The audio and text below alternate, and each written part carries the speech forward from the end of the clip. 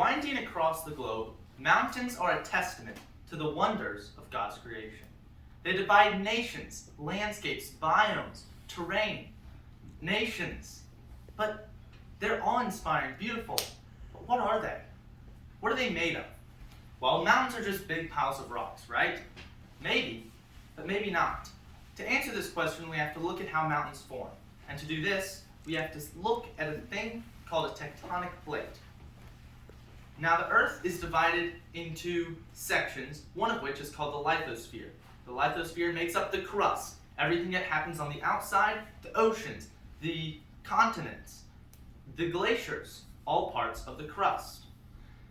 But the crust is divided into pieces, like a jigsaw puzzle. Tectonic plates are the pieces that make up the crust. There are around 15 active tectonic plates on the Earth right now, moving at about the speed that your fingernail is growing. So by the time you die, America will still look like America, as it is today. But how do tectonic plates affect mountains? Well, they affect them in the most important way imaginable. Tectonic plates create mountains. Without them, mountains would not even exist. Mountains form when tectonic plates crash into each other, break apart from each other, or just split into two. These three methods are called create three types of mountains.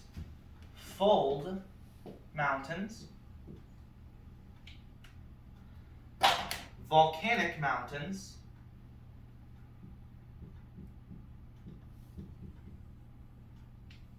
and fault block mountains.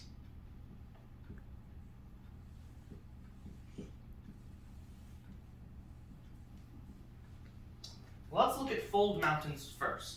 For a fold mountain to form, it requires two tectonic plates to crash into each other. Because it's so massive, this does not stop them from their continual movement towards each other. Because of this, one is forced under the other, and the top tectonic plate scrapes off all of the layers on the other one to make this big ridge. It looks a little something like this.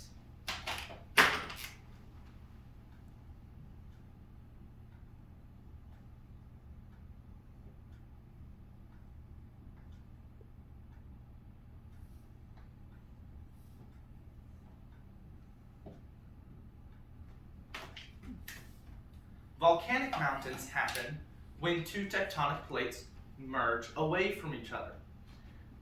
When this happens, there's a gap created in between them, and so they sink a little bit as not being connected, which forces magma and lava from the inside of Earth's crust, from the inside of Earth, to fill the gap.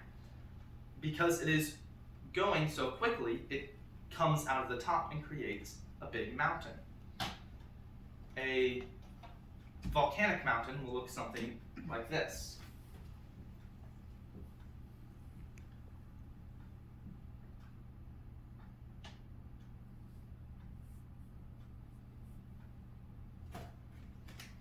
Now, the last and most commonly overlooked mountain is called the fault block mountain.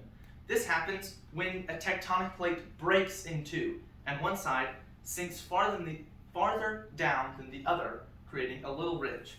A common example of fault block mountains are the Tectonic Mountains in Wyoming.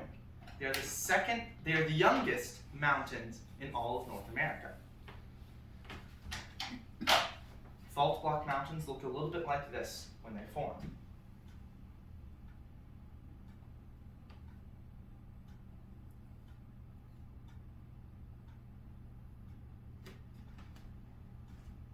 Now, what does this have to do with me? How do mountains affect the world?